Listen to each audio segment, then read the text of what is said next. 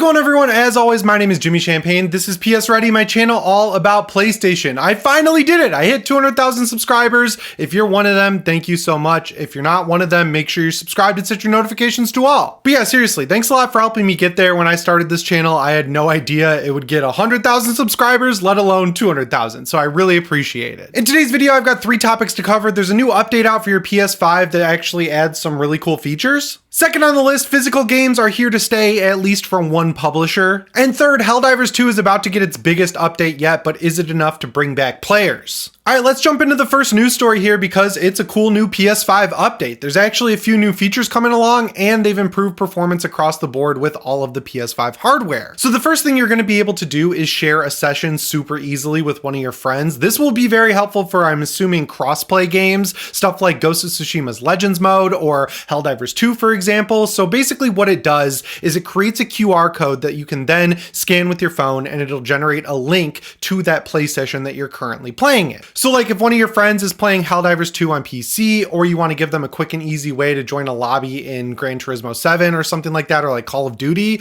all you have to do is scan the QR code with your phone. It'll generate a link on your phone, and then you just text that to your friend and they'll be able to join your session. Now, unfortunately, it's not wide open just yet to all different types of groups that you can make on the PlayStation 5. Basically, right now, it only works with open groups, which is kind of weird because if you're playing with friends, I'm pretty sure if you have your group set to open, any of your friends can join it. So like, yeah, if you've got that one guy on your friends list who you don't want to join your games, maybe don't use this feature just yet. Wait until it works with closed groups, because then you won't have to worry about it at all. The second feature they're adding is really expanding the game help section, which, as we all know, is kind of hit or miss. Basically, they came up with this new version of it that'll record your gameplay if you opt into it, and basically create little videos that are tutorials people can use to like see how to beat certain parts of a game. It's really cool in theory. I've messed around with it a couple of times. It's just like not quite there yet, but they've added voice command functionality to this system, so you can say show game help whenever you want, and your PS5 will wake up. It'll be like, hey, what are you saying? Oh, you said show game help. It'll pull up the card with the game help that you need, and it'll be contextual. So like wherever you are in the game, it'll just know, and it'll give you the correct tutorial on what you're trying to do. And that one only applies to the United States and the United Kingdom. If you're outside of those territories, I'm sorry, but I'm sure these features will come as time goes on. They probably just need to localize it to get the voice command feature all figured out. And then also they've updated the firmware on DualSense controllers, the DualSense Edge, all the different accessories that you use with your PS5. They've all gotten small firmware updates. I'm really hoping that this applies to the Pulse Elite and Explore. I have 2 PlayStation Link adapters. I have one that's connected to my PC right over there. I have another one that I move between my PS5s. I have the original PS5 upstairs. I have the Slim downstairs. Moving the Explore between link adapters just straight up doesn't work. It picks one and it stays permanently locked to that one, so it kind of defeats the entire purpose for me of having 2 different USB sticks. I kind of split my time between the Pulse Elite and Pulse Explore. When I'm not in a call with friends, I use the Pulse Elite because I want the good sound, and the microphone kind of sucks, so they complain about it if I am using it with friends. But when I am with friends, I like using the Explore because that one just lets me put one little earbud in. I'm generally playing a game where I don't need great sound like Helldivers 2 or something like that. So I kind of use them both interchangeably. The Elite is a much better headset, and it's crazy to say that because they're so close in price. I'm pretty sure the Explore is still around $150. The Elite is $200. The Explore is still incredibly expensive, so there's no reason why it shouldn't just work the same way that the Elite does. So fingers crossed. I'm going to test everything out later after I record this video. I'm hoping that the Explore got an update, but everything should just be a little bit better across your whole PlayStation ecosystem, and that's what's important. I'm honestly pretty stoked about this share link feature. My friends and I have been playing a lot more co-op games lately on PS5, PC, and surprisingly Xbox Series X. So yeah, the Xbox system is terrible. You can't really just use any headset you want. I have Xbox headsets that refuse to work. I can't use my Sony over-the-ear headphones, even though they're not PlayStation branded. Getting into Discord on the Xbox sucks. It's not that much better on the PS5, but it does work 99% of the time on the PlayStation 5. So anything they can do to give themselves that little bit of an edge when it comes to community features, I am 100% here for. Anyway, that brings us to the second news story here, which is that physical games are at least here to stay for now. We're hearing it from one of my favorite publishers, which is Capcom. And this is a real fear, right? Like, we had this similar situation a couple of years ago when all the big live service push started and Sony said they were going to have like 8 or 9 live service games out by 2025. And we all felt like single player games were starting to go away. There's a lot of outcry and a lot of pushback from people on that. And they started showing up and buying single player only games. So we saw the industry revert. Sony has way less live service games on the books right now. They've even canceled a lot of them. And for the most part, a lot of their games going forward are going to be single player. So complaining about this stuff, it actually works. And the same thing is happening with physical games. We just had that leak from Matt Piscatella. He's the guy who runs Circana, which used to be the NPD group. They're the ones who track hardware and console and game sales every month. They give you the whole breakdown of what's in the top 10.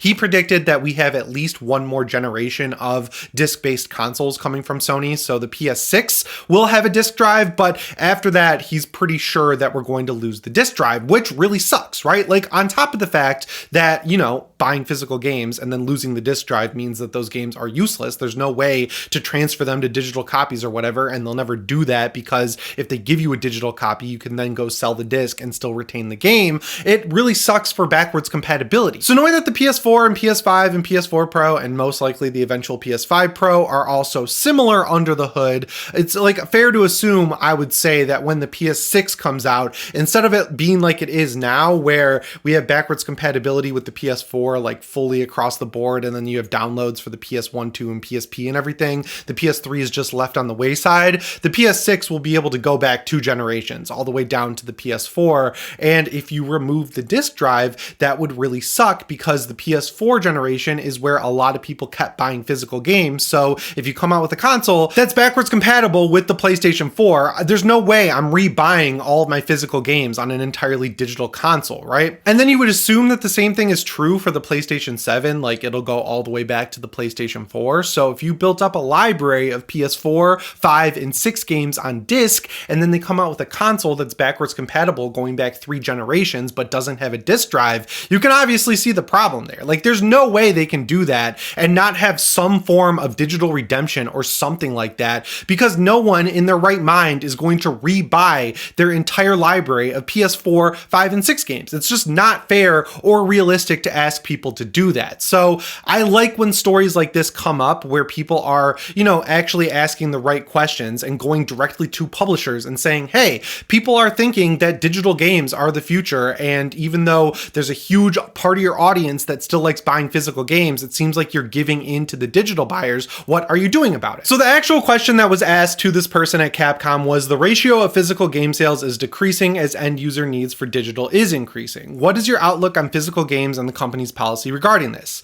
And I'm really excited to say that this answer is very cut and dry. Capcom says, given that a significant number of end users demand physical games, we currently do not expect to eliminate physical products. And I love that wording. Not only is it straightforward, they're saying, yes, we are going to continue making physical games. That's awesome. They're also saying that we are demanding physical games. So like, yeah, we kind of have to demand this stuff to get these companies to keep making it, because I don't want a future where everything is digital. I have huge libraries of games in the physical side. Like, even on the PS5 now, I started this generation buying a lot of digital games. I have rebought so many of those games in physical form just because it's that much better. It defeats the entire purpose to not have physical games for your console. I just don't think that's ever going to be cool.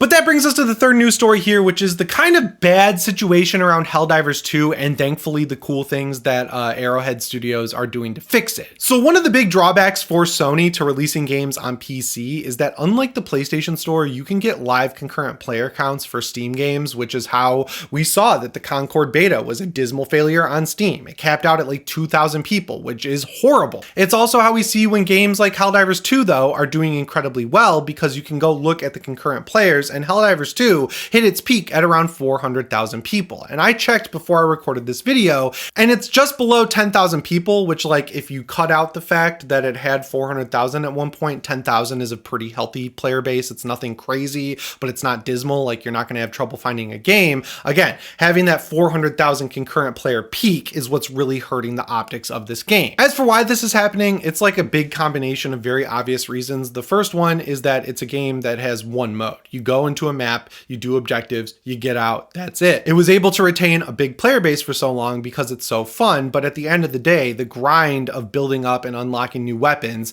isn't necessarily going to keep people around for like years to come like it does with something like Destiny 2. Then you've got the whole situation, which is where guns just don't really feel all that powerful. Like, there was a very quick meta emergence in this game of basically only using the armor-piercing shotguns, and everything else was just delegated to the garbage pile. So you'd be spending all this time building up currency by doing objectives. You'd spend money in the game, obviously not real money, to unlock these new weapons. You'd take them into the game and the guns would absolutely suck. And then you'd be like, damn, I wasted all that time spending my hard-earned time and currency on this gun for it to blow chunks. Then the final nail in the coffin, I think, is the fact that they reduced the speed at which they put out war bonds. I understand that they wanted to increase the quality, but what I would have preferred them do is keep the pace that they're already working at, but just hire more people to get better stuff out quicker, right? Like, that's clearly where things should have gone, because the cadence was really good of getting a new war bond for $10 or just buy it with in-game currency every month. So we saw a lot of shakeup from this. Like, the CEO dropped down to be the creative lead of the studio. They hired a new CEO. They did a bunch of buffs, but now we're getting the biggest update yet, and it looks like the first big step towards really fixing this player base problem, but I don't necessarily think it's going far enough. Like, they're not addressing all of the issues, but like I just said, it's a great start. So the first thing they're going to add in on August 6th with this huge update is the Super Helldive mode, which is going to be a new difficulty. Obviously, the hardcore player base of this game loves playing at the highest and hardest core difficulties. Super Helldive just sounds awesome. Most importantly, though, they're adding more variety into the game, and this isn't just coming with the Super Helldive mode. This is coming to all the different modes, so if you're just starting out, you'll be able to do this cool new stuff. One of the things they're adding is a new objective where you have to get a larva of one of the Terminids and carry it on your back and get it to the extraction, and obviously it's breakable, so you got to play a little bit more careful. I think that's awesome. The little larva looks cute in the picture that they have on the Helldiver's back. I think that's going to be a cool new variation. They're also putting way bigger bases into the game that will be harder to take down. That's another thing that I think is a good step in the right direction, because once you get through the process of destroying like an automaton base or a Terminid hive, I think is what they're called, it's pretty rinse and repeat, right? Like, you can use the better stratagems, you can use different weapons like the rocket launchers and stuff like that to really just take those things out super quick. So if you add in a bigger base with much more things to do to take it down, that will make the matches a lot more fun. I like the logic there that they're employing. This next point is one that I'm a little bit 50-50 on. I just got to be honest. They are adding in new enemies, and they're bigger enemies. Like, there's a Impaler, which is from the first game. There's a Spore Titan, which will make the map foggy around it. There's a new Alpha Leader for the Terminids. There's going to be new automatons. That's great. I think what this game really needs, though, is a new playable enemy race, because we've been building up to the Illuminate for a long time now, and even that I don't think is enough because they were in the first game. I really think what they need is an enemy faction that is human, where you can fight against other Helldivers, because not only would that solve the problem of, you know, not having enough variety in the enemies, it would solve another problem because they'd be softer targets, so the other weapons that you're not using, like the snipers and stuff like that,